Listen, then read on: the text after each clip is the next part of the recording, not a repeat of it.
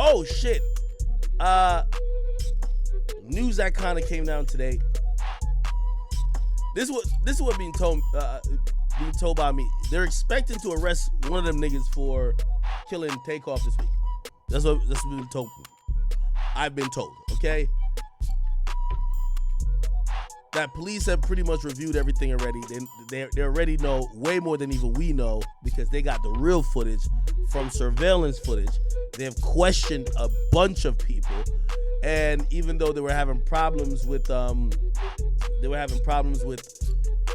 people cooperating because everybody ran from the scene, and you know, I mean, obviously, again, let's just be honest.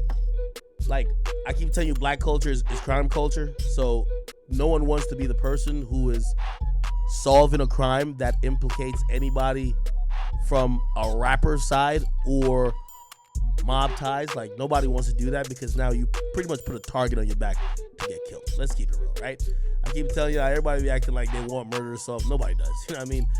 Or actually niggas don't want that shit because, you know, black people have adopted crime culture as the fucking culture, okay? However, you know, the police have done the stuff. They got their tactics to make niggas talk. And they've grabbed a few people in who either was loudmouth online. They, you know what I mean? I heard they threatened a couple of obstruction of justice, you know, charges.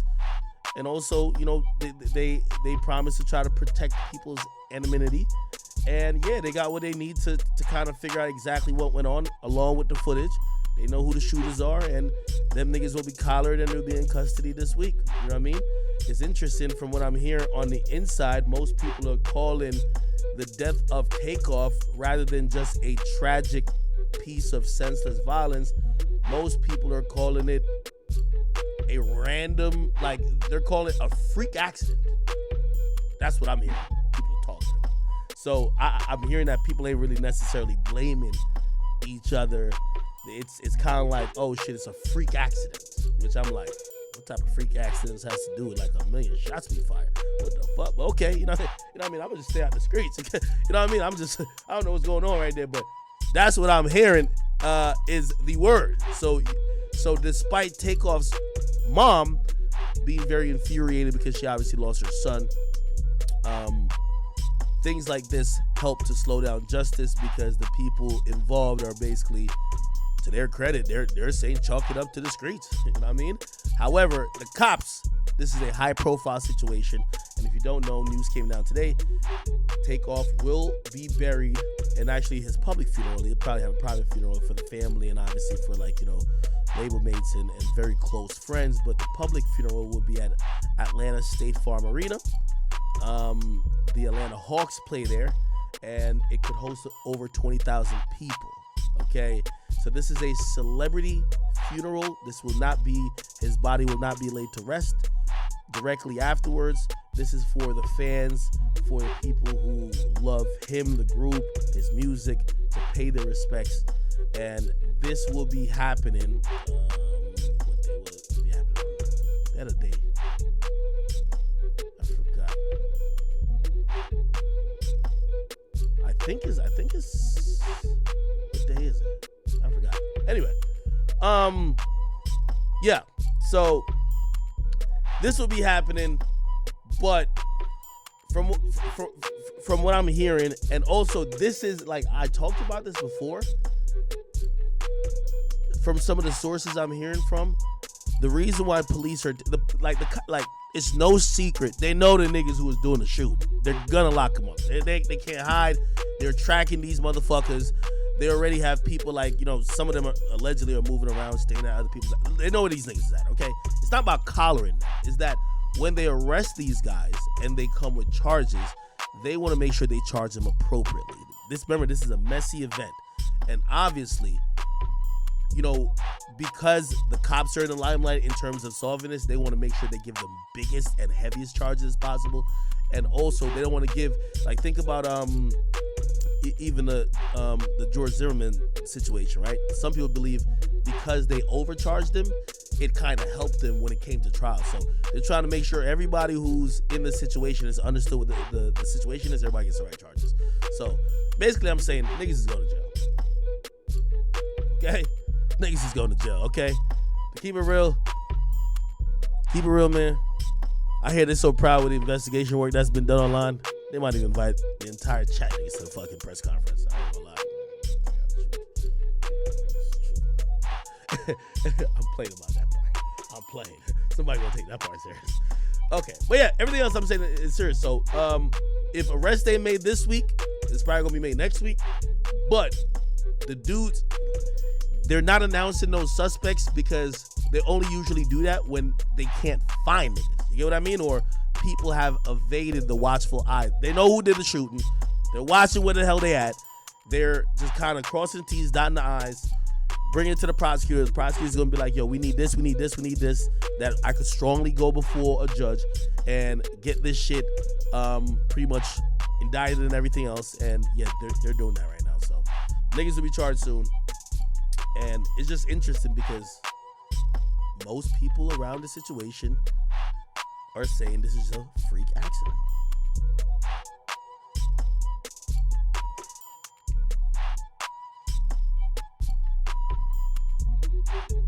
And I hate the streets. Oh man, nigga get shot in the head. Oh, that's a freak accident. Let's move on. What? Nigga, no, nigga, ain't nobody moving on after this shit. One of y'all niggas gotta do 25 to life. I'm sorry. I'm taking another shot, man. The indictments are coming. Sorry. All right.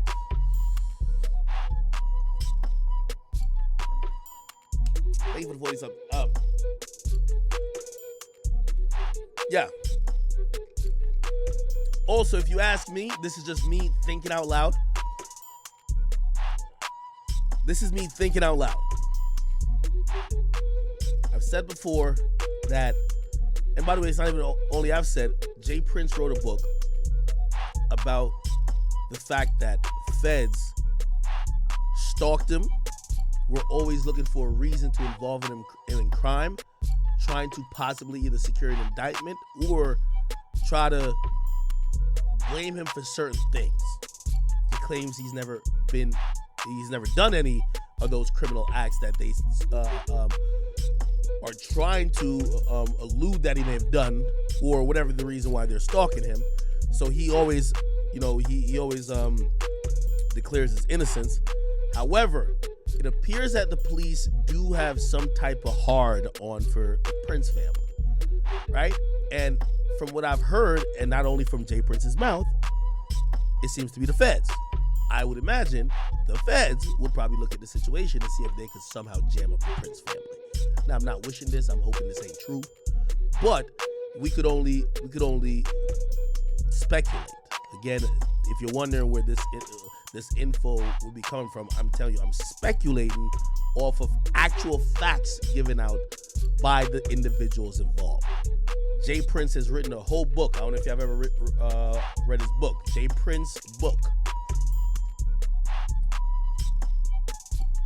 Yeah, you guys should read it. It's called The Art and Science of Respect. And I'm gonna read. I ain't gonna do no Kyrie. Nigga, Kyrie was tweaked out. We should talk about that nigga too. For decades, serial entrepreneur James Prince presided over Rap-A-Lot Records, one of the first and most successful independent rap labels. In his memoir, he explained how he earned a reputation as one of the most respected men in hip-hop by staying true to his three principles of heart, loyalty, and commitment, and principles of heart, loyalty, and commitment, and an unwavering faith in God. He has defeated many adversaries, whether battling systemic cycle of poverty, record label executives, boxing promoter, or corrupt DEA agents.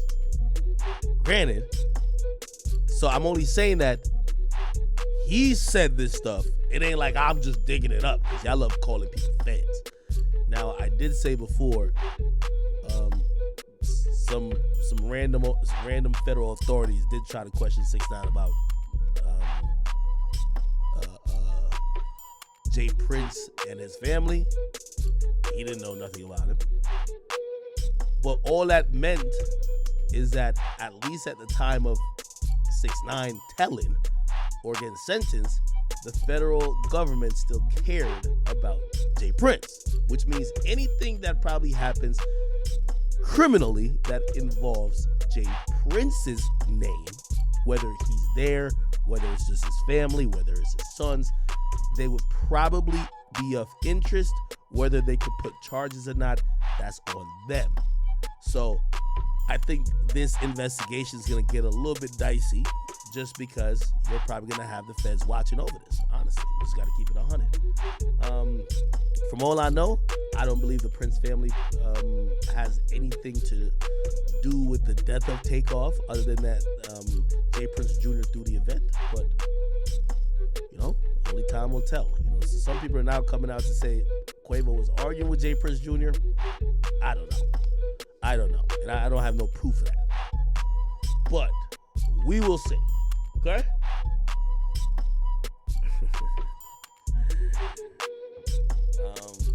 Yeah, we'll see. So somebody's getting charged. And by the way, I don't know if y'all seen, jprince wrote a very long note, jprince Instagram. And I think it was important he wrote this note because, again, people started to build up a narrative saying the Prince family. And he posted it, and it had Takeoff face here. And I'll read it for y'all real quick, okay? It said, the Prince family would like to send our condolences to the family and friends of a beautiful soul, Takeoff. To Houstonians and families around the world, this one breaks my heart because Takeoff was a brother, a son, a role model, and a God-loving human being. Grief is the price of love. A bill people from across the globe are paying right now as we mourn this loss. I've been knowing Takeoff, Quavo, and Offset for many years, and there has been nothing but mutual love for one another, and that ain't gonna change where we are concerned. This shouldn't have happened. This shouldn't have happened in our city. This shouldn't have been recorded, and this damn sure shouldn't be circulating across social media for family and friends and fans to see. As I write this, I am angry about the lack of love and respect we have for one another as a race, which keeps bringing us back to the same tragic place of black on black killing. They say Satan is the author of confusion, and right now there are a lot of lies and false narratives being spread by media whores. I consider myself a man that's quick to listen and slow to speak. Therefore, whomever is responsible for putting that bullet in my little nephew's head, let it be known you cannot hide behind me, beside me, or anywhere near me, because I don't tolerate dumb shit. I speak these words, not knowing whose bullet is responsible for his death. With that being said, the root of this tragedy is foolish and has to be owned by the fool. I will sum this up by saying a gun in the hands of any human that closes eyes to shoot and doesn't live or doesn't have the proper skills of operating that gun is dangerous, and the results is usually end with innocent people who had nothing to do with the altercation being shot or killed. To the homies in Georgia and around the world that got love for Takeoff like we do, know this. Let's change the narrative of our culture by putting an end to every argument, disagreement, result in violence. It's okay to live and let live to see another day. Rest in peace, Takeoff. I'll say this, jprince is super eloquent. Very eloquent. In his speech. In his mostly sometimes his speech, but definitely in his writings.